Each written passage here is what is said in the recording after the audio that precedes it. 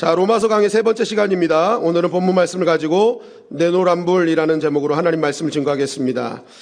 내로남불 한 번쯤 들어보셨을 거예요. 무슨 뜻입니까? 내가 하면 로맨스, 남이 하면 불륜이라는 뜻입니다. 이 말과 딱 맞는 말씀이 오늘 이제 증거되는 것입니다. 우리 1절, 2절 말씀 다 같이 읽겠습니다. 시작.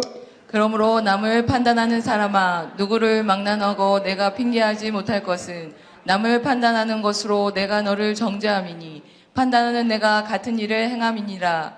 이런 일을 행하는 자에게 하나님의 심판이 진리대로 되는 줄 우리가 아노라. 자, 이 장은 판단하는 사람이라는 것으로 시작됩니다. 남을 판단하는 사람아. 여러분, 판단이 나쁜 것입니까? 판단 어떻게 생각하세요? 여러분, 우리가 판단은 구별하는 거거든요. 우리 인생 살 때 판단 잘해야 잘 살 수 있습니다. 구별도 잘해야 잘 살 수 있어요. 그런데 오늘 바울은요, 판단하지 말래요. 심판받을 거래요. 왜 그런가? 여기서 판단은요, 헬라어로 크리노라는 뜻으로 심판 혹은 정죄라는 뜻을 갖고 있습니다. 그래서 남을 판단하는 사람아 라는 단어를 이렇게 바꾸시면 돼요. 남을 정죄하고 심판하는 사람아 라는 거예요. 남을 심판하고 정죄하는 사람들에 대한 말씀입니다. 그럼 남을 심판하고 정죄하는 사람들은 누구고 그 사람들은 어떤 것을 지금 판단하고 있는가? 오늘 2장의 시작은 그러므로 라고 시작하죠. 어떤 일에 대한 결론을 내릴 때 사용하는 접속사입니다. 그러니까 2장의 내용은요, 앞의 내용과 연결되어 있다는 거예요. 앞의 내용과 연결되어 있다. 여러분, 1장의 내용은 무엇이었습니까? 1장의 내용이 무엇이었어요? 하나님을 떠난 자들에게 나타나는 죄악의 모습에 대해서 열거했죠. 하나님을 떠난 자들이 얼마나 최해지고 악해질 수 있는지를 말씀을 통해 전해줍니다. 동성애는 기본이고 21가지의 그 죄악들을 열거하면서 사람이 하나님을 떠나면 어느 지경까지 취해질 수 있는지를 증거했죠. 이것은 1차적으로 하나님을 믿지 않는 이방인들에 대한 말씀이었고 하나님을 믿으면서도 하나님 없는 사람들에 대한 지적이었습니다.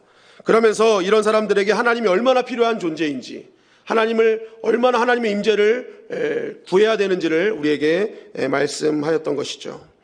그러면서 이제 2장으로 넘어오는 것입니다.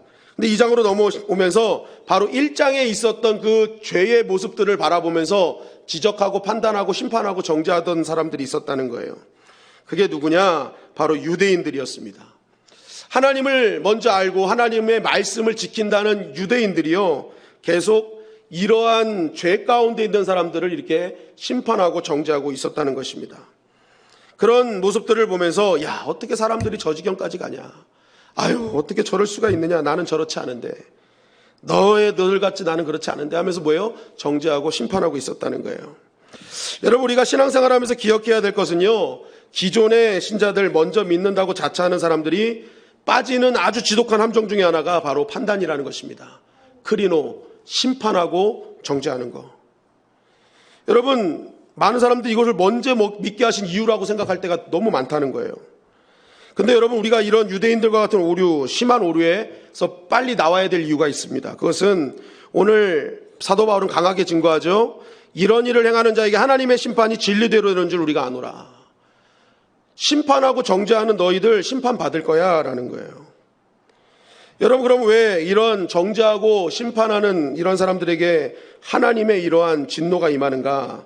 첫째는요, 복음의 핵심과 전혀 반대되는 모습이기 때문에 그렇습니다. 이 남을 비판하는 원리 안에는 뭐가 들어있느냐? 나는 그렇지 않다는 의인의식이 있어요. 의인의식. 그래서 이런 의인의식을 가진 사람은요, 죄 이야기를 할 때 별로 놀라지 않습니다. 왜요? 내 얘기가 아니기 때문에. 그러니까 다른 사람의 이야기인 거예요. 저 죄는 저 사람, 다른 죄 짓는 사람의 이야기지, 나는 아니야, 난 의인이야 라는 거예요. 그래서 하나님의 말씀이요, 죄와 심판과 지옥과 형벌을 딱 할 때요, 가슴을 치면서 회개하는 일이 없습니다. 왜? 자기는 의인이라고 생각하기 때문에. 그러나 하나님의 말씀이 이렇게 전하고 있죠. 로마서 3장 10절 말씀입니다. 시작. 기록된 바 의인은 없나니 하나도 없으며. 로마서 3장 23절입니다. 모든 사람이 죄를 범하였음에 하나님의 영광에 이르지 못하더니. 자, 복음 하나님 말씀 뭐라고 하세요? 죄인이다, 다 죄인이다, 의인 없다, 모든 사람이 다 죄를 범했다라고 말씀하고 있는 거예요. 그러니까 성경은 우리가 모두 죄인임을 말하고 있는 거예요. 너희 죄인이야. 그럼 목사님, 이신칭이 뭐예요? 의롭다 인정해 주실 뿐이다. 구원의 자격만을 부여해 주실 뿐이지 우리가 신분적으로는 구원받은 의인의 자격을 주셨을 뿐이지 뭐예요? 현실은 우리의 수준은 아직 죄인이라는 거예요. 여러분 이 신칭의는요 우리가 의인인 것을 말씀하시는 게 아닙니다. 의인이라고 인정해 주셨을 뿐이지. 의인은 주님밖에 없고요. 의인은요 하나님만 갖고 계시는 거예요. 여러분 그래서 참된 믿음은요 여전히 죄인인 나를 의인으로 인정해 주심에 감사하며 하나님 앞에 여전히 나는 죄인입니다 하고 드러내며 나아가는 자가 진정한 믿음의 사람이라는 것입니다. 그리고 그때부터 하나님의 은혜가 임하기 시작하고 그때부터 하나님의 말씀이 진정으로 살아있는 말씀으로 들려지기 시작한다는 것입니다. 여러분 오늘 바울은 그것을 잘 알고 있었죠. 선민의식에 찌들어 있는 유대인들이 로마서 1장의 말씀을 보면서 분명히 자신들은 아닐 거라고 생각했을 것임을 알고 있었습니다. 왜요? 본인이 그랬으니까. 그러니까 뭐예요? 이 로마서 2장을 넘어오면서 야 니네들 1장 말씀 보고 판단하고 있었지? 니들도 똑같잖아. 니들도 맨날 판단하고 앉아있는데 니들도 똑같이 하고 있잖아. 내 말에 핑계할 사람 있어? 너희들도 분명히 지금 똑같이 행하면서 겉은 아닌 척하고 판단하고 심판하는 거 너희들 심판받을 거야 라고 사도 바울이 돌직구를 날리고 있는 것입니다. 여러분 오늘날도 이런 일들이 비일비재하다는 것입니다. 남을 비판하는 사람은요 자기가 의인의식을 가지고요 항상 말씀을 들을 때 겸손히 이것은 나를 향한 하나님의 말씀이라고 받지 않고 야 이거 모건사가 들었어야 되는데 이거 모집사가 들었어야 되는데 아우 이거 모장로님이 들었어야 되는데 하면서 뭐예요? 다른 사람에게 다 날려버리는 거예요. 치부해버리는 거예요. 기도 말씀이 들어오면 아우 기도해야 되는데 우리 교회 장로님들은 기도도 안 해. 야 이거 경만교회가 무너지겠구나. 예배 열심히 드리십시오 그러면 아유 예배 드려야 되는데 우리 교회 안수집사님 권사님도 이때 예배 드리지 않고 이게 뭐해? 야 이거 말세다 말세. 계속 뭐예요? 말씀을 들을 때요 상대방을 정죄하면서 탄식하며 듣는 거예요. 여러분 그러한 사람들에게는 진짜 하나님의 생명의 말씀이 제대로 들려지지 않는다는 것입니다. 다윗의 말씀을 선포하면은 자기를 다 다윗이라고 생각해. 사실 우리의 삶은 다 사울인데 그죠? 블레셋에 대해서 얘기할 때 우리는 선한 이스라엘이라고 생각해. 사실 우리가 블레셋 같은 삶을 살고 있는데 다 우리는 좋은 것만 나를 대비하지 나쁜 것을 대비하지 않는다는 거예요. 여러분 사실 우리의 인생은요 누구나 완벽할 수 없습니다. 왜냐하면 하나님께서도요 우리 각 사람에게 은혜를 주시고 은사를 주실 때 각양각색으로 주세요. 다 주시지 않아요. 그래서 은사를 받아도 그 사람은 은사 받은 것엔 장점이 있지만 단점이 더 많습니다. 은혜 받은 것엔 장점이 있지만 은혜 받지 못하면요 단점이 더 많아요. 여러분 평가하는 나도 마찬가지입니다. 하나님이 우리에게 다 주시지 않잖아요. 각자에게 은사와 은혜를 각자에게 필요한 만큼 주세요. 그럼 평가하는 나도 마찬가지로 여전히 약한 것이 있고 강한 것이 있다는 거예요. 그러면요 여기서 진짜 은혜 받은 사람은 어떻게 생각합니까? 야, 저 사람 저렇게 장점이 있네. 나는 그거에 대해 나는 단점이 있는데 아 하나님이 그러면 서로 합력하라고 주셨구나. 이래서 뭐예요? 그것을 함께 합력해서 하나님의 나라를 세우는데 앞장선다는 것입니다. 그런데 많은 사람들이 자기가 받은 그 하나를 일반화시켜서 그거 없으면 다 잘못된 것인 것처럼 정죄하고 있다는 것입니다. 사실 저도 이러한 성숙함이 이루어지지 않았을 때요 남의 부족함을 보고 많이 정죄하고 판단하는 적이 있었습니다. 그런데 말씀을 깨닫고 나서 결심한 것이 있습니다. 아 나도 역시 부족한 죄인일 뿐이구나. 이런 것을 깨달으면서 이제 구원의 문제가 아닌 이상 무조건 져주고 인정해주고 양보하자라는 결단을 했어요. 제가 자존심이 없어서가 아닙니다. 제가 벨이 없어서도 아니에요. 복음의 핵심은 져주고 양보해주고 내가 없는 것을 인정하는 것 그리고 상대방을 인정해주는 것 그것이 복음의 핵심이기 때문에 이 자존심이 문제가 된 게 아니에요. 그래서 구원 문제 아닌 이상은 다 져주자 다 인정해주자 하고 결단을 하게 됐습니다. 그럼 이제 이런 말씀을 들으면 많은 사람들이 그러면 목사님 잘못한 그냥 놔둡니까? 계속 잘못하는데 그거 어떡합니까? 라고 질문하시는 분들이 있어요.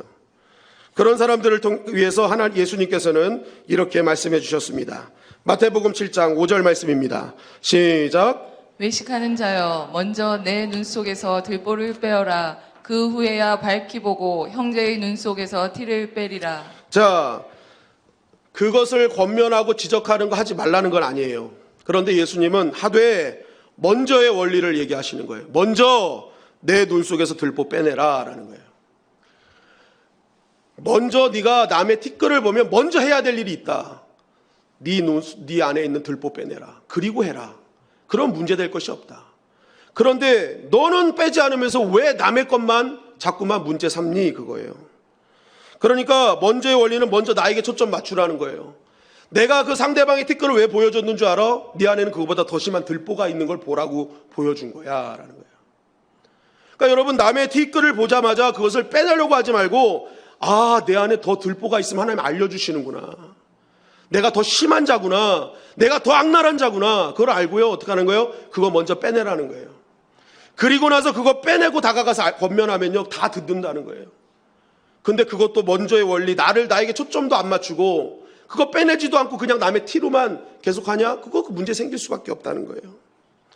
그리고 더 중요한 것은 내가 들보를 빼내는 모습을 보이면요, 다른 사람은 그걸 보고 자연스럽게 자기의 티를 빼게 돼 있습니다.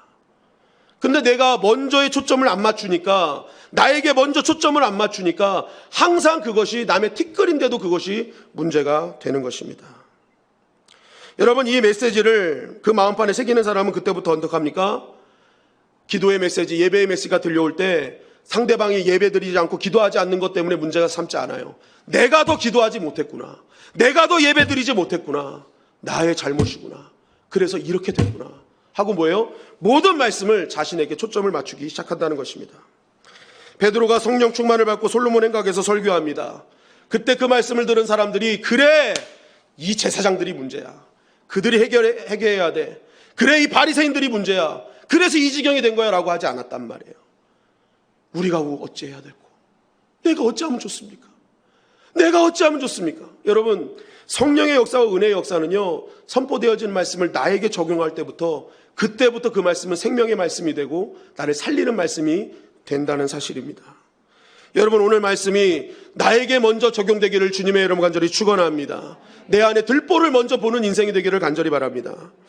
그리고 두 번째, 왜 판단하면 심판받는가? 판단은 하나님만 하시는 것이기 때문에 그렇습니다. 아까 판단이 정죄하고 심판하는 것이라 말씀드렸는데, 성경은 이러한 심판하는 이런 재판의 기능은, 재판의 능력은 오직 하나님만 갖고 계시다고 말씀하고 계세요. 시편 82편 1절 말씀은 이렇게 증거합니다. 시작. 하나님은 신들의 모임 가운데에 서시며 하나님은 그들 가운데에서 재판하시느니라. 네, 하나님은 재판관 되신다는 거예요. 그래서 하나님이 인간을 심판하신다라는 것입니다. 그러니까 심판은 하나님의 영역이에요. 하나님의 영역. 그런데 내가 크리노 심판한다라는 건 뭐예요? 하나님이 하실 일을 내가 하겠다는 거예요. 하나님 노릇하겠다는 거예요. 여러분, 이것이 바로 최초의 창세기 3장의 원죄 사건입니다. 선악과 사건, 선과 악을 판단하는 일, 선악과 에덴 동산에서 너가 딱 하지 말아야 될 단 하나, 선과 악을 판단하는 거 하면 안 돼. 그래서 여러분, 선악과가요, 고대어로 사용할 때는 관용어로 판단력이라는 뜻을 갖고 있습니다. 그러니까 하나님이 에덴 동산에 다 허락하셨는데 유일하게 허락하지 않은 하나, 판단하지 마라는 거예요. 심판하지 마. 그거 내가 하는 일이야. 너는 인간이야. 그러니까 너는 판단하고 정죄하고 아무것도 하지 마. 근데 그것을 뭐예요? 인간이 하겠다고 앉아버린 거예요. 하나님의 영역을 침범한 것입니다. 결국 그것이 죄가 되었고, 그것이 모든 관계를 깨는 그런 어리석은 행동이 되어버리고 말았죠. 여러분, 인간이 선악과 판단하겠다고 하는 순간부터 하나님과의 관계가 깨져버렸어요. 그래서 뭐예요? 하나님이 떠나버린 인생은 오늘 로마서 1장 말씀처럼 정말 최해질 대로 최해질 수밖에 없는 인생이 될 수밖에 없는 거예요. 그리고 두 번째, 어떤 관계가 깨졌습니까? 사람과의 관계가 깨졌어요.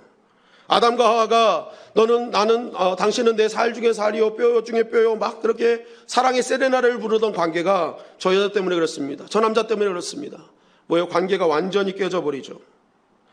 여러분, 그래서요, 판단, 이런 심판, 정죄 많이 하는 사람들은 대부분 자기 주변에 사람이 없습니다.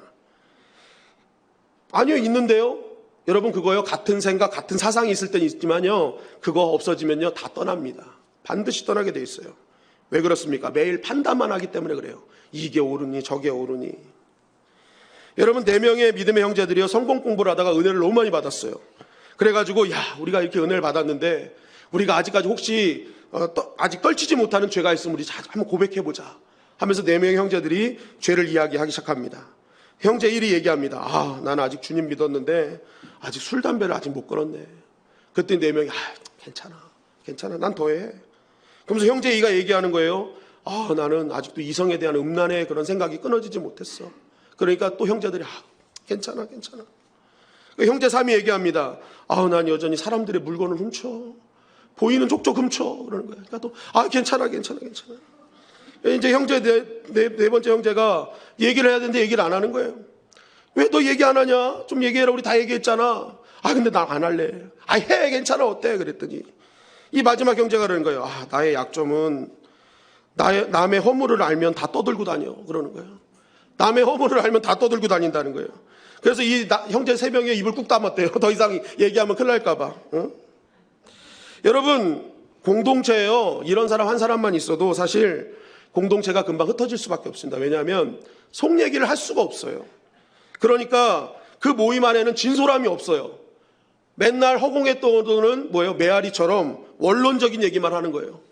그냥 기도해 주세요. 그냥 그렇죠. 괜찮아요. 그러니까 이 모임이 깊어질 수가 없어요. 그럼 결국 그렇게 해서 그런 사람이 있는 곳은 나중에 흐지부지해서 다 흩어지게 되어 있다는 것입니다. 근데 반대로 정말 인간적으로 보면 별로인 사람인 것 같은데 그 사람 주변에 항상 사람이 있어. 나중에 알고 보니까 세상적인 기준이 아니라 그 사람은 어떤 얘기를 해도 다 비밀로 해주고 그걸 다 용납해주고 안아주는 거예요. 그러니까 그 사람 주변에 사람이 떠나질 않는 거예요. 계속 사람이 몰려 있는 것입니다. 여러분, 우리의 인생이 깨지는 인생이 아니라 계속 모이는 인생이 되기를 주님의 이름으로 간절히 축원합니다. 그러기 위해서는 어떻게 되는 거예요? 우리가 이 판단의 자리를 떠나버려야 되는 거예요. 또 어떤 관계가 깨졌습니까? 자연과의 관계가 깨졌습니다. 하나님과 함께하기 전에는요, 판단하기 전에는요, 일하는 것이 즐거웠고 애 낳는 것이 즐거웠어요. 일이 없었던 게 아닙니다. 해산이 없었던 게 아니에요. 그런데 이것이 깨어짐으로 내가 판단의 자리에 서므로 일하는 것이 고통이 됐고 해산이 고통이 된 거예요.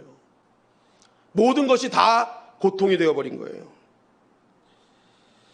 여러분, 하나님 노릇, 내가 심판의 자리, 정죄하는 자리에 있으면요, 여러분, 결국 다 깨지는 거예요.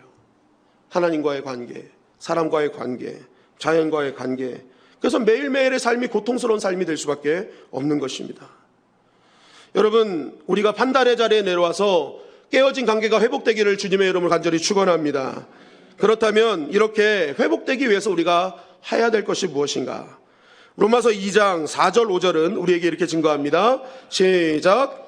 혹 내가 하나님의 인자하심이 너를 인도하여 회개하게 하심을 알지 못하여 그의 인자하심과 용납하심과 길이 참으심이 풍성함을 멸시하느냐.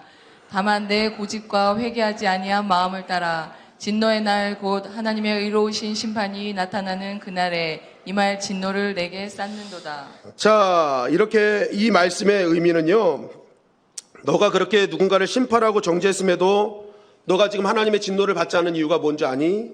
그것은 하나님의 인자하심과 용납하심과 길이 참으심이 있었기 때문이야 라는 거예요. 여기에 인자라는 말은요, 그 원이 여자의 자궁을 뜻합니다. 여러분, 여자의 자궁에 태아가 생기면 그 여인은요, 그 아이를 위해서 생명 바쳐 그 아이를 지켜내는 거예요. 여러분, 마찬가지로 하나님이 인자하시다라는 것은요, 하나님께서는 우리를 보호하실 때 어떻게 보호하신다? 생명을 다해서 보호해 주신다는 거예요. 그 보호하심 때문에 우리가 지금 살고 있다는 거예요. 그리고 용납하심은 헬라어 아노케라는 뜻으로 참다라는 뜻입니다. 하나님은 끊임없이 참아주셨기 때문에 우리가 지금 이렇게 살고 있다는 것입니다. 길이 참으심, 이것은 영어로 long suffering이라고 되어 있습니다. long suffering. 오래도록 고통스러워 한다는 거예요. 무슨 말입니까? 그 오래 참는 것으로 인해 하나님은 늘 고통당하고 계세요. 그런데 그것을 고통을 감수하고 계시는 거예요. 여러분, 우리가 부지간, 부자지간, 형제지간에도 잘못을 하면 얼마나 많은 고통을 당합니까? 그런데 하나님은 온갖 죄를 지은 우리도 계속 참고 계시는 거예요. 그 고통을 하나님이 감수하고 계시기 때문에 우리가 살고 있다는 거예요. 그렇다면 하나님은 왜 이렇게 참으시냐는 거예요. 바로 우리에게 회개할 기회를 주시기 위해서. 여러분, 우리가 회개할 생각을 하지 않고 이런 하나님의 은혜가 있음에도 불구하고 내가 계속 비방하고 정죄하고 심판의 자리가 있으면요, 그것은 여전히 나에게 회개를 원하시는 그 하나님의 인자하심, 용납하심, 길이 참으심을 멸시하는 것이라는 것입니다. 그것은 여러분 더 큰 심판을 당하는 거예요. 여러분, 그렇기 때문에 혹시 이제부터 내가 누군가의 티끌이 보여지고 남을 판단하고 정죄할 일이 생긴다면 여러분 그때 이렇게 해야 됩니다. 하나님이 저 사람의 티끌을 통해서 나의 더러운 죄악이 있음을 보여주시는군요. 내가 이제 이 모든 나의 들보를 빼내겠습니다. 나의 추악함을 주 앞에 회개해야 합니다. 하나님 용서하여 주시고 내가 이것을 다 빼내고 난 다음에 저 사람을 주께로 잘 인도할 수 있도록 권면의 능력을 주시옵소서. 여러분 권면도 능력이 있어야 되는 거예요. 왜냐하면 이 능력 받지 않으면요, 권면을 하는데 이렇게 해요. 기도하지 않으면 죽어! 그러는 거예요. 예배드리지 않으면 심판당해! 그건 권면이 아니에요. 여러분 협박이에요. 권면은요, 하나님께서 예수님 보내주셔서 십자가로 우리의 생명의 길을 열어주시고 우리가 하나님 자녀 삼아주셔서 우리가 기도할 수 있는 길을 열어주셨어. 당신도 기도하면 하나님이 귀로 들어주셔. 우리 같이 기도합시다.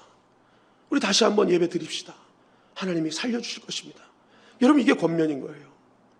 근데 권면을요 협박으로 하는 사람들이 너무나 많이 있다는 거예요. 여러분 우리가 오늘 이 말씀을 나의 말씀으로 받아들이고 나의 신앙이 온전한 권면하는 믿음의 사람이 되시기를 주님의 이름으로 간절히 축원합니다. 나에게 여전히 인자하시고 용납하시며 기다리고 계시는 그 하나님을 기억해서 내 안에 있는 들보를 먼저 빼냅시다. 그리고 그 아픔 가운데 있는 형제를 긍휼히 여기며 그를 바른 길로 권면하는 하나님의 사람들이 될 때에 여러분들의 가정은 그 순간부터 에덴 동산이 될 것이고 하나님의 크신 축복이 임하는 은혜의 땅이 될 것입니다. 우리 옆에 있는 사람들과 살리는 말을 했으면 좋겠습니다. 당신을 사랑하고 축복합니다. 네, 하나님은 당신을 살리십니다. 여러분 하나님은 우리에게 왜 십자가의 길로 의롭다 인정해 주실까요? 우리에게 살리는 말이 이제 하라는 거예요. 내가 너희를 살려줬듯이 이제 너희들 살리는 말 하라고 살려주신 거예요. 누군가를 판단하고 정죄해서 하나님 노릇하지 말라고 이 자리에 앉혀주신 것이 아니라는 것입니다. 중요한 것은 하나님은 우리가 한 말을 듣고 계셔요. 그리고 들으신 대로 행하셔요. 여러분 우리가 오늘부터 누군가를 긍휼히 여기는 마음으로 살리는 말을 하면요, 살리는 말을 하나님이 들으십니다. 그리고 그것을 들으신 하나님은 우리의 삶을 살리시는 하나님으로 역사하시기 시작할 것입니다. 마지막으로 우리 마태복음 7장 1절 2절 말씀을 다 같이 읽고 말씀을 마치도록 하겠습니다. 시작. 비판을 받지 아니하려거든 비판하지 말라. 너희의 비판하는 그 비판으로 너희가 비판을 받을 것이요 너희의 헤아리는 그 헤아림으로 너희가 헤아림을 받을 것이니라. 내가 한 대로 하나님은 응답해 주실 것입니다. 이 말씀 꼭 듣고 붙잡고 살리는 사람, 하나님의 사람이 되는 저와 여러분들이 되시기를 주님의 이름으로 간절히 축원합니다.